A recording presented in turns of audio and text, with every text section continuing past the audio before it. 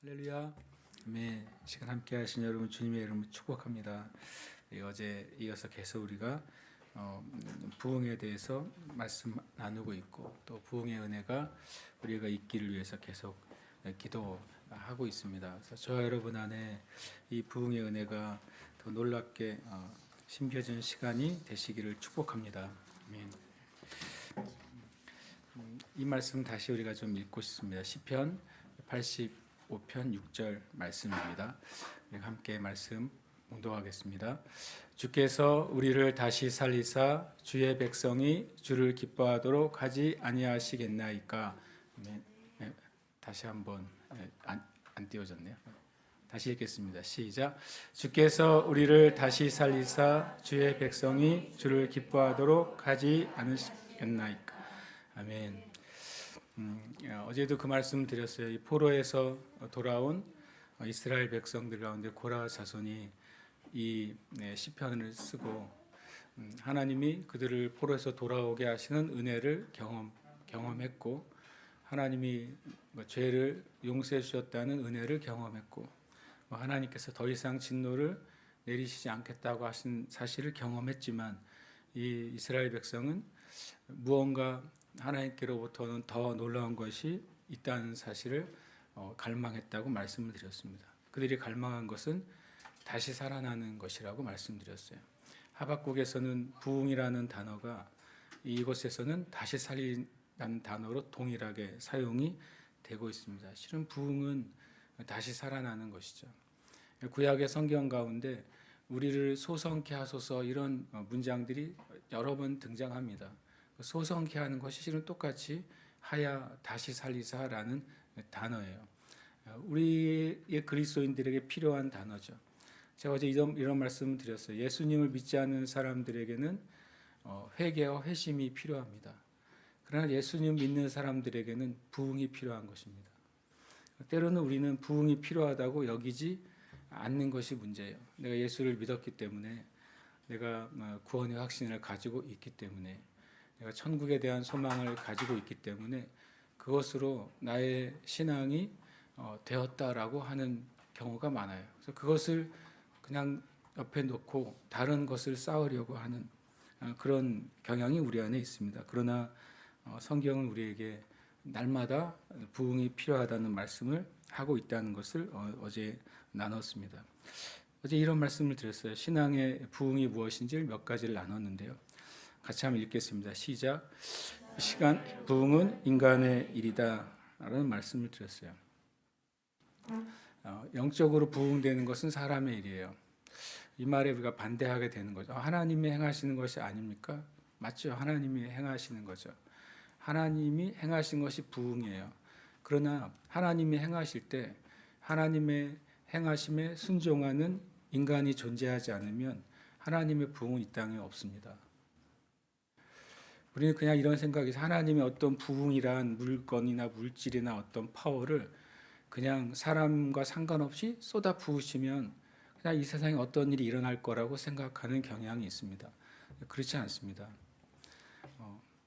이 땅에 있는 인간이 스스로 죄인됨을 깨닫고 또 그리스도인들이 스스로 자신의 신앙이 퇴보되어 있다는 사실을 깨닫고 그 하나님이 허락하신 은혜에 반응하지 않으면 부흥은 일어나지 않습니다.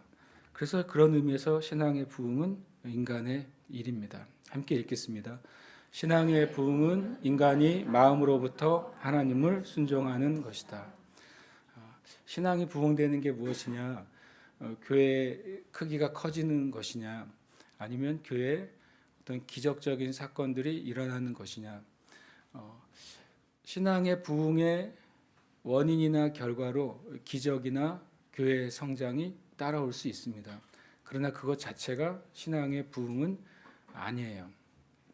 신앙의 부흥은 우리가 내 영이 하나님의 부흥, 다시 살아나는 일을 경험했다고 말할 때 우리는 이 단어가 들어가야 돼요. 내가 마음으로부터 진심으로부터 하나님을 순종하는 것입니다.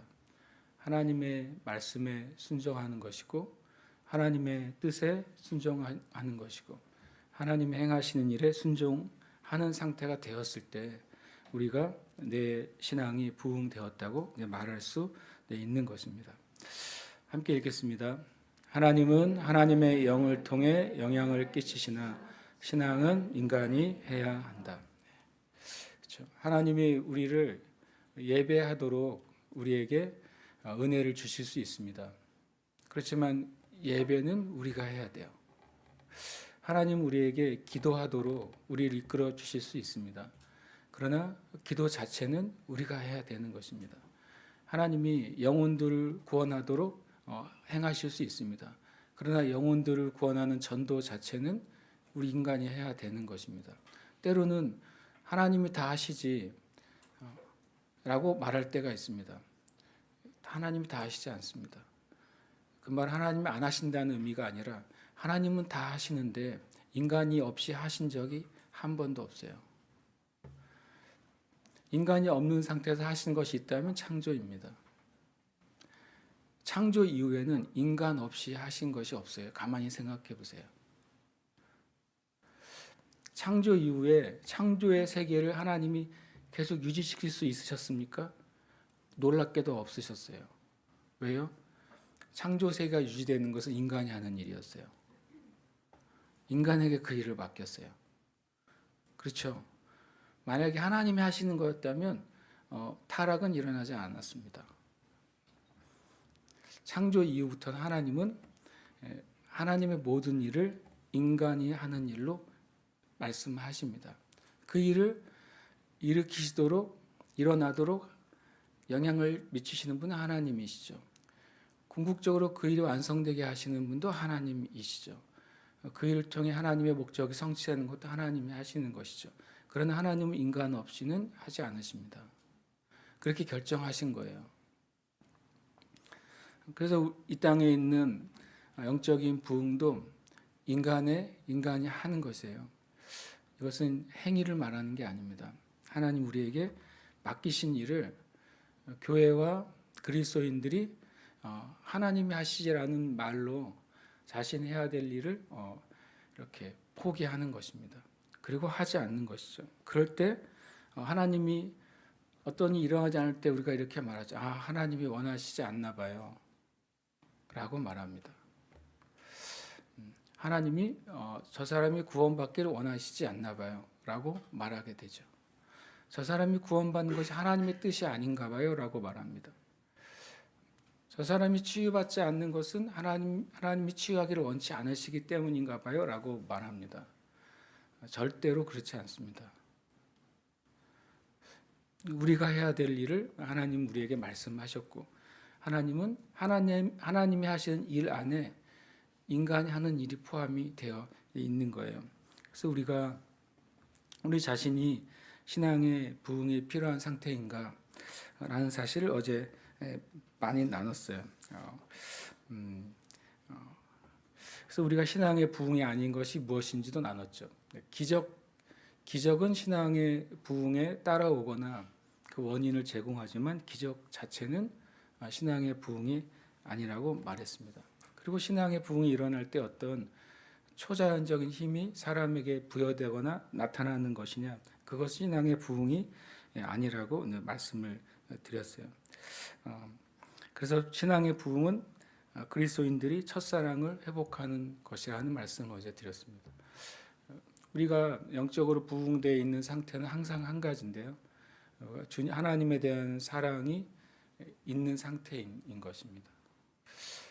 우리가 우리 자신에게 물어봐야 돼요. 나는 하나님을 전심으로 사랑하고 있는가? 근데 우리는 가끔 내가 다른 사람을 사랑하지 않으면서도 하나님을 사랑하고 있다고 대답할 때가 있어요.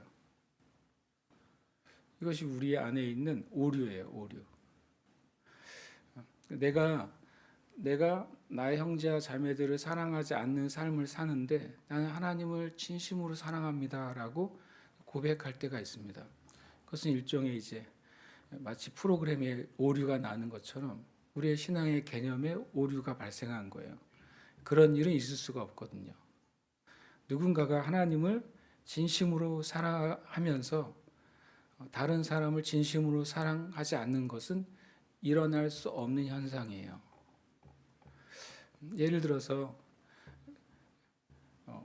지구는 자전하지 않는데 공전하는 일은 일어날 수 없잖아요. 그렇죠? 지구가 스스로 자전하면서 동시에 태양 주위를 공전하는 것입니다. 우리의 삶에 우리가 이 속임으로부터 빨리 벗어나야 돼요. 그 속임이 뭐냐면, 다시 말하면 나의 삶이 변화되지 않았는데 내가 하나님을 사랑한다고 하는 고백, 그것이 가짜라는 것을 우리가 인식해야 돼요. 우리 삶 가운데 그것이 이제 깨달아지기 시작하면 저는 부흥이 온다고 믿습니다. 그래서 우리가 참 주님 앞에 내 신앙의 그 본질을 깨닫게 되는 것, 그것이 실은 부흥이죠. 어제 이런 말씀 드렸어요. 신앙의 부흥은 어떤 것을 동반하냐면, 부흥은 언제나 교회와 성도들이 죄를 깨닫는 것으로부터 시작된다고 말씀드렸어요. 그리고 부흥은 언제나 타락한 그리스도인들이 회개하는 것으로부터 시작됩니다. 부흥은 언제나 그리스도인들이 하나님이 그에게 주셨던 믿음을 되찾는 것입니다. 믿음을 되찾는 거예요. 이전에 없던 어떤 것이 오는 것이 아니라 이미 저와 여러분 예수 그리스도를 믿을 때 믿음이 왔어요. 로마서 5장 5절에 의하면 우리가 예수 그리스도를 믿을 때 하나님의 사랑이 성령에 의해서 부어졌어요. 그 하나님의 사랑은 초자연적인 사랑이에요. 하나님의 사랑은 아가페적인 사랑이에요. 하나님의 사랑은 인류를 구원하기 위해서 예수님 자신이 우리에게 주셨던 사랑이에요. 로마서 5장 5절은 우리가 구원받을 때 하나님의 사랑이 성령을 통해 우리 안에 부어졌다고 표현했어요. 그렇기 때문에 우리는 어떤 새로운 것을 받는 게 아닙니다. 부흥은 이미 우리에게 주신 그 믿음이 회복이 되는 것입니다. 그러니까 정말 그리스도인들이 믿음을 되찾게 되면 사랑을 되찾게 되고, 사랑을 되찾게 되면 하나님을 알지 못하는 죄인들에 대한 강한 열정과 갈망으로 나아가게 됩니다. 제가 예전에 어떤 나라에 있는 선교사님과 대화를 할 때 조금 마음이 아팠던 적이 있어요. 그 선교사님이 그 어떤 나라에서 한 8년쯤 선교의 사역을 했을 때쯤이었던 것 같아요. 그래서 그 선교지가 얼마나 어려운지를 제가 들었어요. 선교지가 어렵더라고요. 그리고 복음에 굉장히 막혀 있더라고요. 그래서 제가 이런 어떻게 보면 좀 하면 안 될 질문을 했던 것 같아요. 그래서 선교사님이 개인적으로 몇 사람에게 복음을 전해 보셨습니까? 라고 말했어요. 8년간 복음을 선교사로 계신 분에게 제가 물은 거죠. 무례한 질문일 수도 있죠. 그렇죠? 제가 말한 겁니다. 개인적으로 하나님을 알지 못하는 그 나라의 그 원주민에게 몇 번 복음을 전해 보셨습니까? 라고 물어봤어요. 근데 답이 굉장히 놀라운 답이었어요. 아직 한 번도 개인적으로 그 나라의 사람에게 복음을 전해 본 적이 없다고 말했어요. 이건 실제입니다. 그러니까 선교지에 가서 선교를 위한 준비를 몇 년을 했어요. 선교지에 가서 그 안에 있는 학교도 다녔어요. 언어도 배우고 준비도 했어요. 제가 한 질문, 그 나라의 백성에게 복음을, 예수님을 전한 적이 있습니까? 라고 물어본 거예요. 그러고 보니까 이 질문은 이 대한민국에 살고 있는 모든 목회자와 성도들에게 해야 될 질문인 거예요. 예수님 믿잖아요. 신앙생활을 하잖아요. 그럼 내 삶 가운데 그 누구라도 아직 예수님 모르는 사람에게 예수님에 대해서 말한 적이 몇 번이 있느냐 하는 거예요. 그럼 이렇게 말할 수 있죠. 저는 신앙생활을 많이 하다 보니까 예수 믿지 않는 사람을 만나볼 기회가 없어요. 실제로 어떤 데이터에 의하면 이런 표현 이렇게 말하더라고요. 예수님을 처음 만난 사람은 그 사람의 관계 가운데 신앙인이 10%, 비신앙인이 90%래요. 그리고 이제 교회 생활을 수년간 한 사람은 이제 그의 관계 가운데 신앙인이 한 3, 40%, 그 다음에 비신앙인이 한 5, 60% 된답니다. 근데 교회에서 집사나 권사의 직분을 받은 이들의 삶의 라이프 스타일 가운데 관계하는 사람들 가운데 이제는 거꾸로 된답니다. 신앙인이 한 70%, 비신앙인이 30%가 된답니다. 제일 심각한 상태가 뭔지 아십니까? 목회자입니다. 목회자는 만나는 사람들 가운데 신앙인이 90% 이상이고 비신앙인이 10%가 된다는 거예요. 그것은 비판적인 데이터가 아니라 실제적이라는 거죠. 실제적이라는 거예요. 그래서 어느 누구라도 신앙생활을 오래 한 사람들이 자신의 삶에서 비신자를 만나려고 하는 노력을 기울이지 않는 한 자연적인 신앙생활에서는 하나님을 알지 못하는 사람을 만날 확률은 자꾸 줄어든다는 거예요. 그래서 우리는 자연스럽게 말하죠. 나는 신앙생활을 잘하고 있어요. 당연하죠. 왜냐하면 저와 여러분이 관계하는 사람들이 50%, 60%, 70%, 80%, 90%에 이르기까지 다 신앙이니까. 다 신앙인들끼리 만나서 교제하고 관계하니까 신앙생활에 문제가 전혀 없는 것이죠. 그러나 주님이 신앙의 부흥의 관점으로 보면 누군가 진짜 하나님에 대한 첫사랑이 회복되고 믿음이 회복되면 그 사람 앞에 자연적으로 나타나는 현상은 뭐냐면 예수를 믿지 않는 죄인들에 대한 하나님의 마음이라는 거예요. 그럼 우리가 그런 면을 어떻게 해야 됩니까? 진짜 회개해야 되는 것이죠. 진심으로 회개해야 되는 것입니다. 저와 같은 목사들이 진심으로 회개해야 되는 것이죠. 그 선교사님 8년간 몇 년은 언어를 배우느라고 겨를이 없었어요. 그것은 우리의 표현이에요.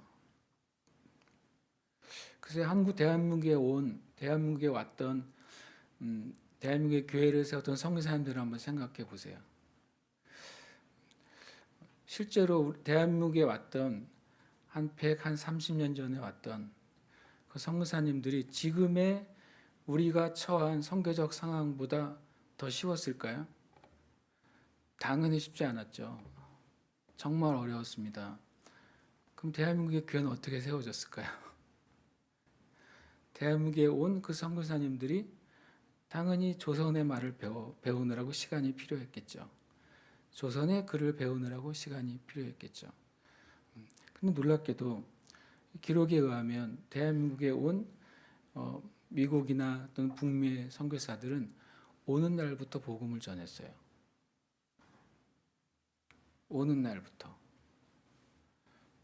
그러면 제가 사역자들을 말하는 게 아닙니다. 이 땅의 교회는 신앙의 부흥이 필요한 상태인 거예요. 저 같은 목회자들은 신앙의 부흥이 필요한 상태인 거예요. 어느 정도 신앙의 부흥이 필요한 상태가 돼버렸냐면 전도하는 날을 정해야 되는 만큼 신앙의 부흥이 필요한 상태가 되어버린 거예요. 전도 대회를 해야 돼요. 새신자 초청 잔치를 해야 돼요. 그렇잖아요. 친구 초청 잔치를 해야 되는 만큼 우리의 신앙의 상태가 부흥이 필요한 상태가 돼버린 거예요. 대한민국의 초대교회라고 이름을 붙이자면 대한민국의 교회가 시작됐을 때는 그런 날이 필요가 없었어요. 왜요? 예수를 믿은 사람들이 그냥 예수를 말했으니까요. 그것이 특별한 일도 아니고 특별한 사건도 아닌 거예요. 저는 우리 형제 자매들 가운데 평소에 예수님 말하는 분들을 제가 알고 있어요. 전 마음으로부터 되게 귀하게 생각합니다. 평소에 그냥 누군가가 지나가는 말로 예수님 얘기를 하고 하나님 얘기를 하면 예수님 믿는 사람들조차도 뭐라고 생각하는지 아세요? 되게 유별나네 그래요. 여러분이 만약에 어떤 성도와 또는 집사님과 또 권사님과 같이 어디를 간다고 생각해 보세요. 여러분이 같이 간다고 생각해 보세요. 같이 만약에 택시를 탔어요. 나는 잠잠히 택시를 타고 가고 주님을 묵상하면서 가고 있는데 갑자기 그 집사님이 말이에요. 그 묵상을 깨면서 택시 기사님에게 하나님 믿고 축복받으세요. 이런 말을 했다고 생각해 보세요. 그 순간 내가 부끄러워지는 거예요. 지금의 교회가 이런 상태가 돼버렸어요. 그렇죠? 그래서 우리에게는 신앙의 부흥이 너무나도 간절하게 필요합니다. 신앙은 인간의 일이에요. 신앙의 부흥 하나님 우리에게 지금 도전하고 있는 일인 것입니다. 그래서 어제부터 계속 그 얘기를 하고 있어요. 어떻게 보면 비슷한 얘기를 하시네라고 말할 수도 있어요. 그러나 계속 주제는 바뀌고 있습니다. 어쨌든 저는 주제를 바꾸고 있어요. 오늘 지금 제가 오늘 아침에 잠깐 나눌 주제는 이겁니다. 신앙의 부흥의 중요성입니다. 왜 신앙의 부흥이 일어나는 게 얼마나 중요하냐 하는 것입니다. 신앙의 부흥, 다시 말하면 이 땅에 있는 그리스도인들이 하나님에 대한 사랑을 회복하는 것입니다. 이 땅에 있는 그리스도인들이 죄인들에 대해서, 죽은 영혼들에 대한 관심을 회복하는 것, 그것이 왜 중요하냐 하는 것입니다. 그것은 이제 신앙이 필요한 상태인 이 교회의 문제와 교회의 영적인 태만 때문에도 이것은 필요한데, 첫 번째로는 신앙의 부흥만이 이 땅에 교회를 정말 휘감고 있는 수많은 비난들을 말소시킬 수 있는 유일한 수단이에요. 만약에 인터넷 기사로 찾아보세요. 이 땅에 있는 많은 목회자들의 비리나 죄에 관계된 기사를 찾아보면 수백 개 기사를 찾을 거예요.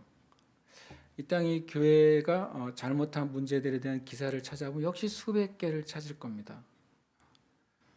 근데 이 모든 교회에 대한 실제적인 비난 또는 잘못된 비난, 그 모든 것을 깨끗이 말소시킬 수 있는 유일한 수단은 이 땅의 교회와 성도들의 영적인 부흥밖에 답이 없어요. 교회가 법정 투쟁을 해서 교회에 대해서 루머들에 대해서 승소를 한다고 해서 교회를 향한 비난이 잦아지지 않습니다. 교회가 어떤 사람들을 고발해가지고 교회를 향해서 악플을 다는 사람들을 고발해가지고 말해요. 그들에게 벌금을 물리고 그래서 그들의 입을 막는다고 해서 교회를 향한 비난이나 교회에 대한 오해를 제거할 수가 없어요. 한 가지만 가능한데요. 교회가 진짜 신앙으로 부흥될 때예요. 교회가 진짜 하나님의 사랑을 회복할 때 교회에 대한 비난은 사라지게 됩니다. 왜냐하면 역사 가운데 그런 일은 계속 일어났어요. 그리고 신앙의 부흥의 중요성은 교회 안에서의 성도들 간의 사랑과 신뢰가 회복되는 길도 신앙의 부흥밖에는 답이 없어요. 전 저와 같은 목회자들이 수도 없이 교회 안의 성도들의 간의 관계를 개선하기 위한 많은 프로그램을 하고 있다는 것을 제가 압니다. 또 그런 프로그램에 대한 안내도 많이 나오죠. 교회에 이런 사역을 하고 이런 조직을 하고 이런 상담을 하고 특히 교회 안에 지금 일어나는 엄청난 큰 이슈는 뭡니까? 상담이에요, 상담. 그래서 목회자들도 뭐 상담학을 다시 배우고 상담학 석사를 따고 또 박사가 되고 그래서 이런저런 수많은 프로그램들과 처치들을 하고 있어요. 그러나 성경적으로는 그것은 아무 소용이 없어요. 좀 미안하지만 성경적으로는 교회 안에 있는 성도들 간의 신뢰와 사랑을 회복하는 방법은 실은 영적인 부흥이어야 돼요. 그리고 심지어는 다른 방법으로 그것이 회복돼서도 안 돼요. 그렇잖아요. 우리가 신앙의 공동체인데 신앙이 아닌 다른 방법으로 교회가 하나 된다. 그게 바람직한 일입니까? 신앙이라는 목적이나 수단이 아닌 다른 목적이나 수단으로 교회가 우리는 일치하게 됐어. 우리는 축구를 해서 교회가 한 몸이 됐어. 이렇게 말한다고 생각해 보세요. 우리는 정치적으로 똑같은 관점을 가져서 교회가 한 몸이 됐어. 이렇게 말한다고 생각해 보세요. 실은 그것은 오히려 일어나면 안 될 사건인 거예요. 교회 성도들이 온전히 서로를 사랑하고 신뢰하게 하게 되는 그 길이 신앙적인 부흥 외에 다른 요소가 되면 오히려 안 되는 것입니다. 그래서 신앙의 부흥은 너무나도 중요한 것이죠. 만약에 목회자가 성도들로부터 신뢰를 잃었다면 그 신뢰를 회복하는 길이 신앙의 부흥에는 없어야 돼요. 그렇지 않습니까? 목회자가 요즘 교회는 그런 경우가 있어요. 몇 년에 한 번씩 성도들에게 목회자에 대한 투표를 하는 교회가 있어요. 그래서 우리 목사님을 우리가 얼마나 신뢰하느냐. 제가 그거를 이제 비판하는 개념이 아니라 그런 일이 왕왕 있단 말이에요. 그걸 누가 하냐면 목회자 자신이 하더라고요. 그걸 어떻게 하냐면 신문에 나오니까요. 어느 목회의 좋은 사례라고 신문에 나옵니다. 어느 목회자는 자신이 담임 목사가 돼서 그냥 가만히 편안하게 은퇴하지 않고 4년인가 5년에 한 번씩 목회자 성도들에게 신임을 묻는다. 그래서 그 성도들이 우리 목사님 계속 목회해도 좋아요라고 그렇게 신임해 주면 그런 신임을 바탕으로 목회를 더 힘있게 해나갈 수 있다. 이런 기사를 제가 보고 전 마음으로부터 굉장히 슬펐어요. 목회자가 교회와 성도들 앞에 진정한 신뢰를 얻을 수 있는 길은 목회자의 신앙의 부흥이 있어야 돼요. 다른 어떤 요소로 목회자가 성도들에게 신뢰를 얻고 그리고 영적인 권위를 갖게 된다면 그것은 교회가 아닌 것이잖아요. 교회의 다른 리더들도 마찬가지입니다. 교회의 다른 장로님들이나 권사님들이나 교회의 어떤 사역의 리더들이 그 신앙의 권위를 얻는 길이 영적인 부흥 외에 다른 것을 통해서 일어난다면 그러면 그건 교회가 아닌 것입니다. 제가 옛날에 경험했던 어떤 교회에서는 그 교회 그 인도자들이 뭔가 그 모임의 장이 되면 어떨 때는 실제로 어떤 물건도 제공해 주는 걸 본 적이 있어요. 그분은 선한 의도로 하는 것이죠. 거기에 회에 속한 사람들에게 옷도 사주기도 하고 맛있는 걸 사주기도 하고 그건 좋은 일이죠. 그것이 신앙의 그 리더들의 신앙의 부흥에 앞서 있다면 그것은 하나님 앞에서는 별로 의미가 없는 것입니다. 그리고 또 한 가지 신앙의 부흥이 정말 중요한 이유는 교회를 향한 하나님의 징계가 있단 말이에요. 그 하나님 교회의 죄와 교회의 악에 대한 하나님의 징계를 피할 수 있는 길은 교회가 신앙적으로 부흥되는 길 외에는 존재하지 않습니다.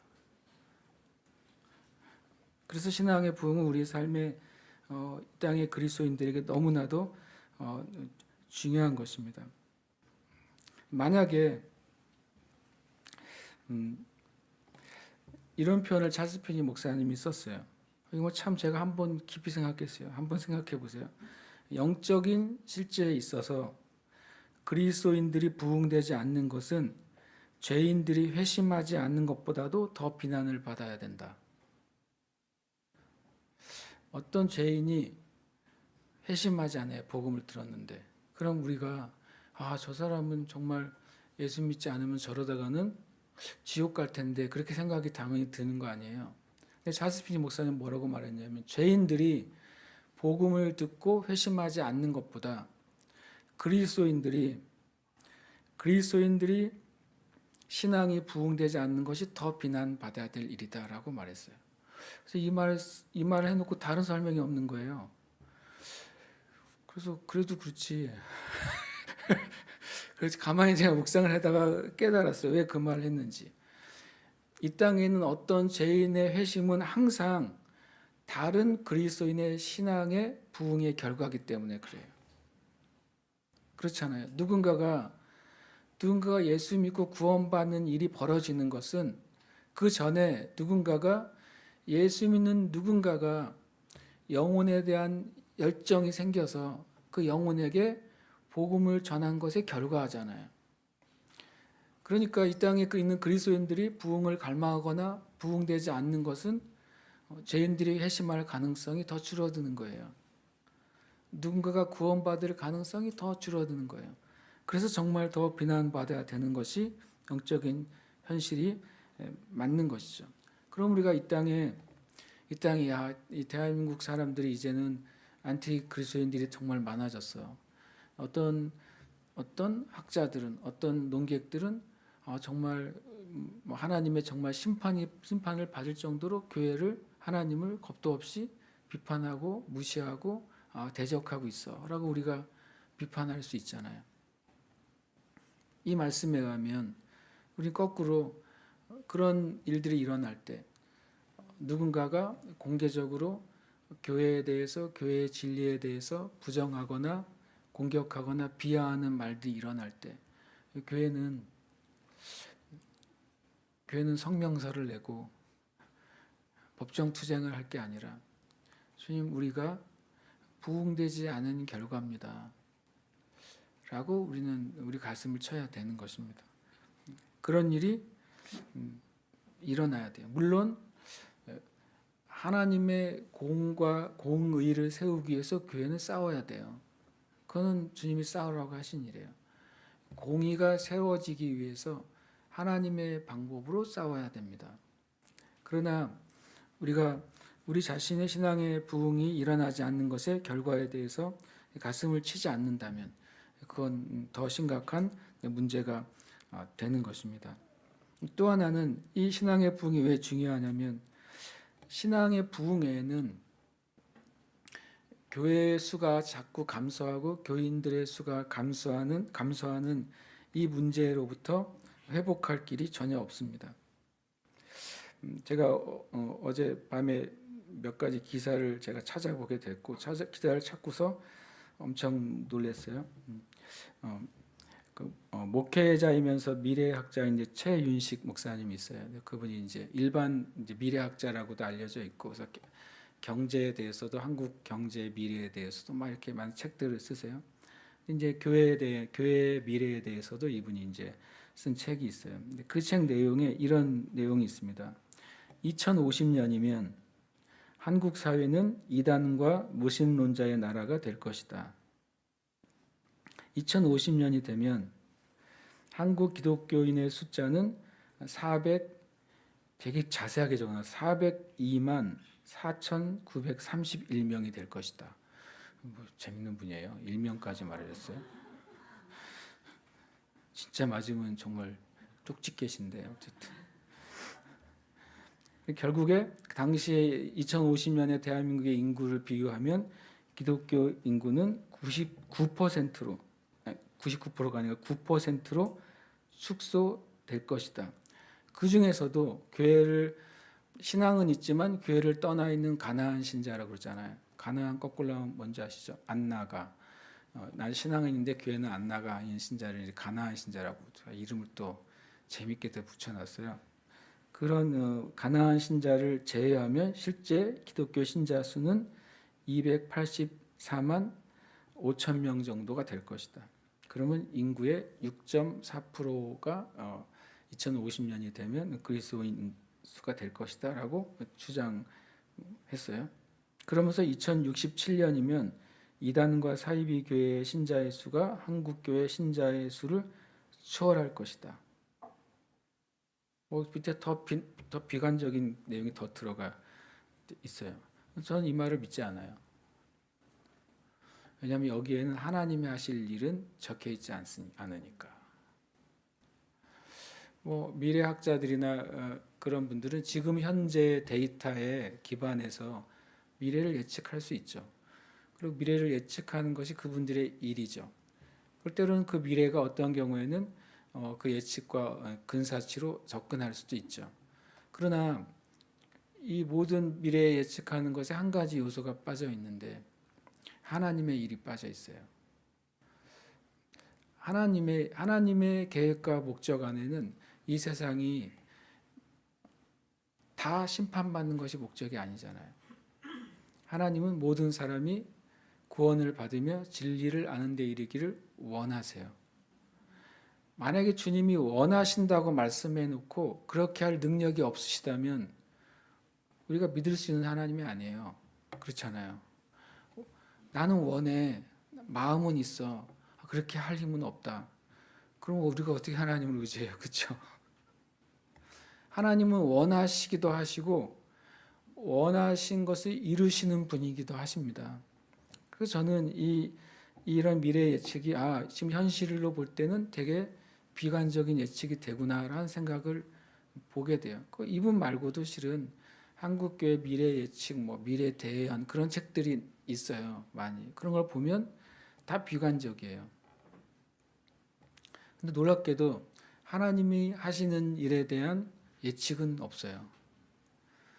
근데 예측이 없죠. 왜냐하면 하나님이 하실 일은 성경에 있거든요. 모든 미래에 대한 최고의 예언은 어디에 있어요? 성경에 있기 때문에 그렇습니다. 교회의 신앙의 부흥이 일어나지 않으면 이런 일이 벌어지는 거죠. 교회에 새로 나오는 교인이 있어도 그 교회 자체가 신앙의 부흥 안에 있지 않으면 새로 나온 교인도 어떤 교인이 될 것입니까? 종교적인 신자가 될 것입니다. 교회가 영적으로 부흥되어 있지 않으면 새로운 신자가 많이 오면 올수록 종교적인 신자만 많아지는 것입니다. 그래서 그런 의미에서 교회가 진정으로 부흥되지 않는 상태에서 교인의 숫자와 교회의 수가 일어나는 것은 실은 때로는 무의미하기까지 한 거예요. 그래서 우리가 먼저 주님은 분명히 교회의 숫자가 많아지기를 원하세요. 땅끝까지 복음을 전하라고 말씀하신 주님이 나는 교회의 숫자가 많아지기는 원치 않아 라고 말할 수는 없잖아요. 땅끝까지 복음을 전하라고 말씀하신 주님이 교인들의 숫자가 증가하는 것은 원치 않아. 나는 메가처치는 없어졌으면 좋겠어 라고 주님이 말씀하시지는 않을 거 아니에요. 주님의 마음 안에는 큰 교회도 있고 그리고 수많은 교회들도 당연히 있는 것입니다. 그런데 문제는 교회 신앙의 부흥이 없이는 그 일은 굉장히 공허한 일이 되는 거예요. 이것은 좀 개인적인 의견이지만 하나 나누면 이것입니다. 제가 이번에 하소들과 함께 일본 예배 투어를 갔다 오면서 깨닫게 된 거예요. 저는 일본을 6번 갔습니다. 6번 갔는데 순수한 관광으로 간 적은 없어요. 한 번도. 그리고 순수한 관광으로 가고 싶지는 않습니다. 실은 6번을 갔는데 그것이 이제 어떨 때는 아울리치로 가기도 했고 이번처럼 예배 투어로 가기도 했고 그냥 일본 교회 탐방을 간 적도 있어요. 그래서 이번 경험만 가지고 제가 내린 결론은 아니에요. 6번 정도 일본을 보면서 일본의 교회를 보면서 성도들을 보면서 깨닫게 된 것을 이제 이번에 제가 새로 이해하게 됐어요. 보통 일반적으로 일본 교회와 성도들에서 이런 표현을 씁니다. 일본의 복음화율은 1%가 안 되죠. 아무리 크게 잡아도 1%가 안 돼요. 이번에 선교사님의 말로는 0.3%, 0.2%라는 표현을 사용을 하셨어요. 그만큼 적은 것이죠. 그러니까 무슬림 지역보다도 적다고 표현했어요. 실은 그렇게 보면은 중국이나 공산권에 있는 나라의 그리스도인 숫자보다도 적을 수도 있는 거예요. 어떤 면에서는요. 그런데 우리가 일반적으로 일본의 교회에 대해서 이렇게 평가하죠. 수는 적지만 아주 신실하고 저력이 있는 교회와 성도들이라고 평가를 합니다. 근데 제가 6번 정도 이제 일본 교회를 경험한 저의 지금의 이제 저의 의견이에요. 결론이라고 할 수는 없어요. 근데 일본의 교회와 성도들에 대해서 일본의 성도들이 수가 적거나 교회가 적은 이유는 그냥 성경대로 말한다면 일본의 교회와 성도들은 신앙의 부흥이 일어나지 않았기 때문이에요. 이 말에 반발할 수 있는 사람이 많죠. 일본이 얼마나 우상 숭배가 많은 줄 아세요? 일본이 얼마나 미신이 많은 줄 아세요? 라고 말할 거예요. 일본이 얼마나 반기독교적인 줄 아세요? 라고 저한테 되물을 거예요. 그러면 생각해 보세요. 1세기의 로마는 어땠어요? 일본보다 우상 숭배가 덜했어요? 일본보다 반기독교적인 게 덜했어요? 1세기, 2세기의 로마는 그 기독교인들을 잡아 죽이는 제국이었어요. 일본에도 순교가 있었다고 말을 합니다. 많은 순교가 있었죠.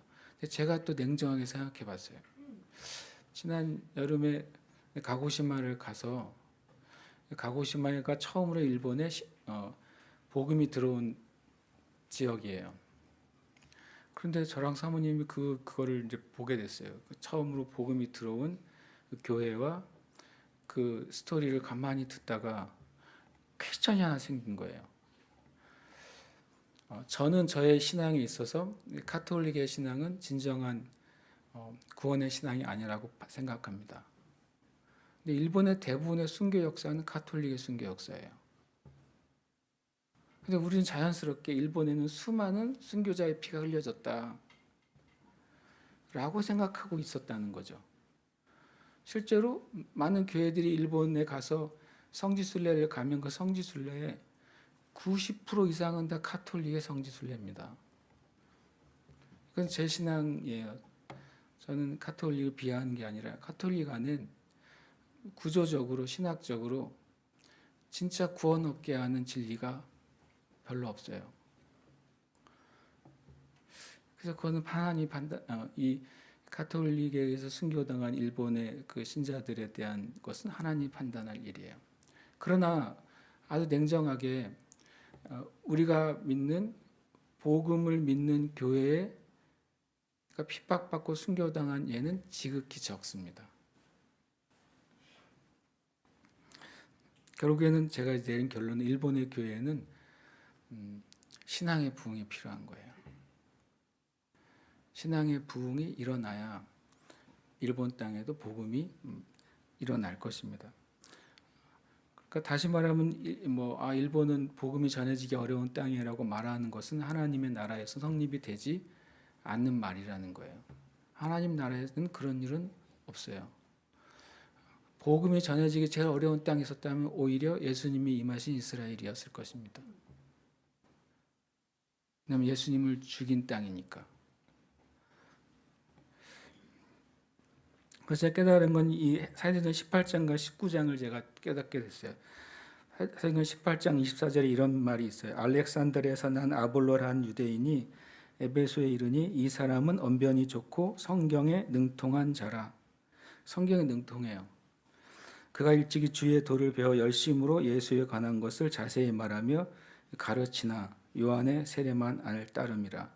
그가 회당에서 담대히 말하기 시작하거늘 브리스길라와 아굴라가 듣고 데려다가 하나님의 도를 더 정확하게 풀어 이르더라.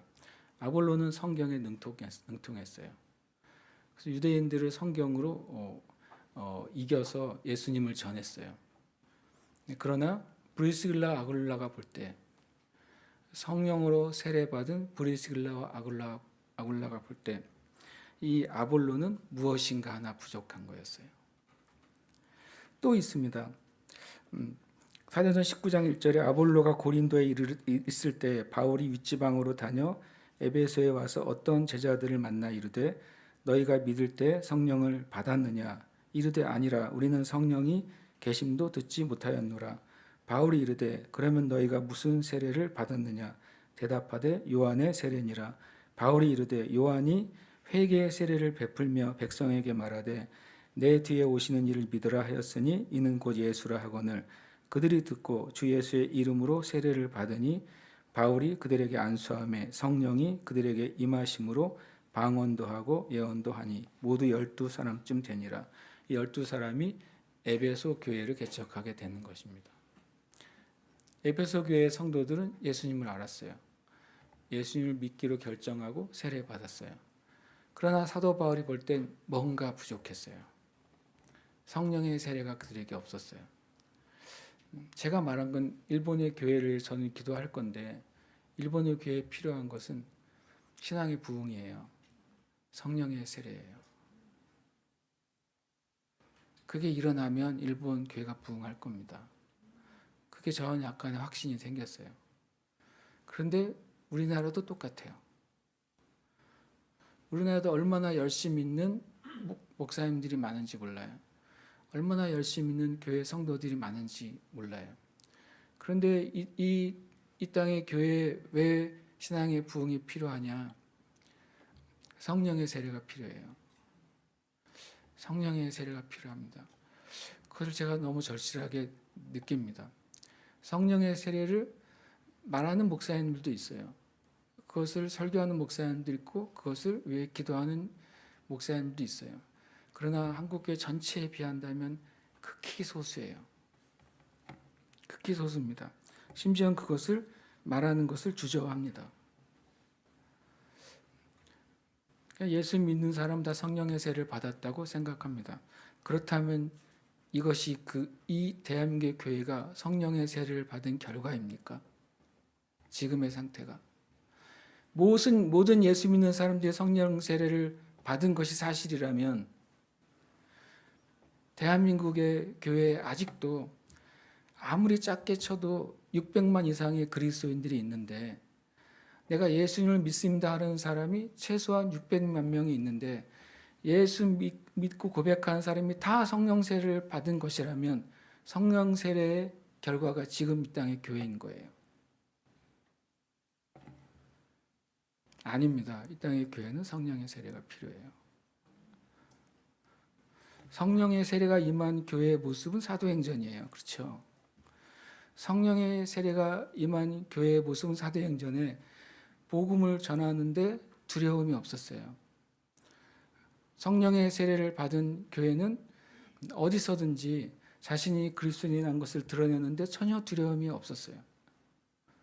성령의 세례를 받은 사도행전의 교회는 그들의 삶이 너무 거룩하고 다른 사람들과 완전히 다른 차원의 삶이었기 때문에 성경은 그들이 칭찬을 받았다고 말하고 있어요.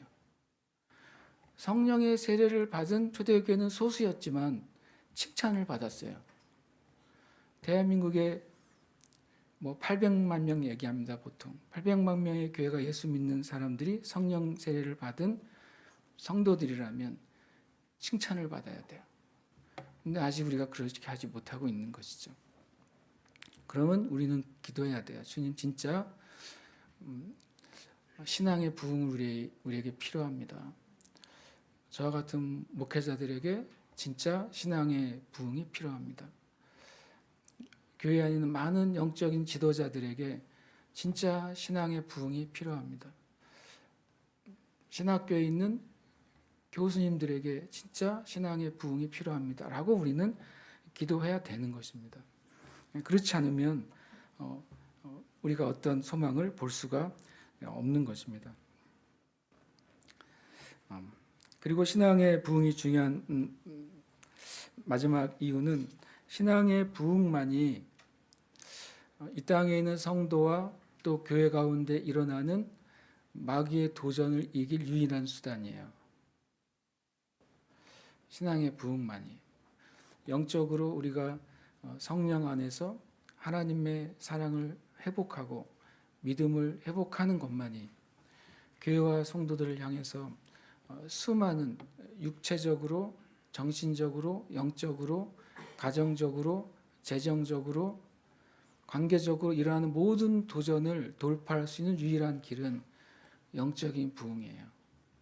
그게 실은 답입니다. 그런데 우리가 만약에 답을 다른 데서 찾으려고 시작한다면 결국에는 실패하게 될 겁니다. 찾는 과정이 우리에게 어떤 기대감을 줄 수도 있어요. 신앙의 부흥에 다른 것을 수단으로 삼아서 그걸 찾는 과정이 그런 기대감을 줄 수 있어요. 조심스럽지만 이런 거죠. 무슨 학교들이 많이 생깁니다.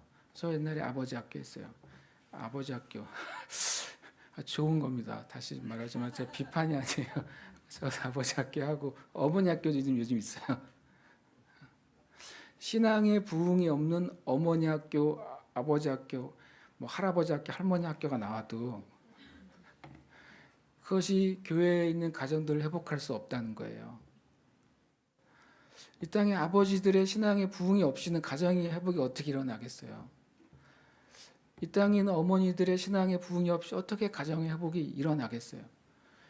그런 일은 없고요. 그런 일이 일어난 게 이상한 거죠. 우리가 주님 앞에 그래서 기도해야 되는 거예요. 정말 주님, 우리에게는 신앙의 부흥이 필요합니다. 다시 한번 신앙의 부흥은 우리의 첫사랑을 회복하는 것입니다. 믿음을 회복하는 것이고 우리가 진짜 마음으로부터 하나님께 순종하는 것입니다. 그 일이 일어날 때 실은 다른 일은 같이 일어날 거예요. 그게 우선이에요. 그리고 그게 최종적이에요. 그리고 그것밖에 없어요, 실은. 그리고 교회에서 그것 말고 다른 것을 주장하면 교회가 아닌 것이죠. 다른 단체인 거예요, 그것은. 우리가 주님 앞에 이 시간 기도하겠습니다. 기도하면서 우리가 또 계속 예배하며 주님께 나가고 싶습니다. 어제부터 계속 저는 그 기도를 같이 하고 있습니다. 주님, 내 자신이 신앙의 부흥이 필요한 자인 것을 깨닫게 해주세요. 내 자신 안에 있는 신앙의 나태함의 그 본질을 깨닫게 해주세요. 히브리서 4장에 하나님의 말씀은 좌우의 날선 검과 같다고 말씀하시고 하나님의 말씀이 진짜로 나에게 임하면 혼과 영과 관절과 골수를 찔러 쪼갠다고 말씀하셨어요. 어저께 제가 기도할 때 제가 이렇게 기도하고 있다는 걸 깨달았습니다. 주님의 말씀이 제 관절과 골수를 찔러 쪼개서 나의 영혼 깊숙이 숨겨져 있는 불신앙을 깨닫게 해주세요. 나의 뼛속 깊숙이 숨겨져 있는 세상과 세상을 사랑하는 그 어떤 것, 숨겨져 있는 것, 겉으로는 보이지도 않고 드러나지도 않는 것, 말씀이 임해서 나의 관절과 골수를 쪼개셔서 내 속에 있는 세상과 세상을 사랑하는 그것을 주님 보게 해주세요라고 기도했어요. 왜냐하면 요한 1서 1장이 이렇게 말씀하고 있어요. 이 세상과 이 세상에 있는 것들을 사랑하지 말라. 이 세상과 이 세상에 있는 걸 살아가는 것 안에는 하나님의 사랑이 없다고 그랬어요. 여러분의 삶 가운데 어느 영역에 이 세상에 대해서 사랑하는 영역 있는 그만큼은 하나님의 사랑이 없는 거예요. 거기엔 하나님의 사랑이 없어요. 내가 개인적인 시간, 나의 개인 시간 안에 이 세상과 이 세상을 사랑하는 요소 거기에 들어있는 만큼 나의 개인의 삶에는 하나님의 사랑이 존재하지 않는 거예요. 성경은 그렇게 말씀하고 있는 것입니다. 우리가 시간 기도할 때 하나님 우리가 우리 자신을 볼 수 있는 은혜를 주시옵소서. 이 시간 주님의 말씀이 저의 심령을 한 번 더 찔러 쪼개 주시옵소서. 그래서 주님 내 영혼 안에 숨겨져 있는 나의 생각과 사상 안에 숨겨져 있는 나의 말 안에 숨겨져 있는 나의 정서와 감정 안에 숨겨져 있는 주님께서 신앙의 부흥이 필요하다고 하시는 그 부분을 주님 보여주시옵소서. 성령께서는 하나님의 모든 깊은 것도 통달하시고 보시는 분이십니다. 성령님은 우리의 마음을 알고 보시는 분이십니다. 우리의 심령은 하나님의 등불입니다. 그래서 주님의 불이 켜질 때에만 우리의 심령 안에 정말 무엇이 있는지를 우리가 깨닫게 됩니다. 우리가 주님 앞에 이 시간 겸손하게 주님 우리 자신의 신앙의 본질을 보게 해주시고 그래서 그것을 가지고 주님 앞에 나아가게 하시옵소서. 우리가 이 시간 기도하면서 주님 앞에 예배하며 나아가십시다.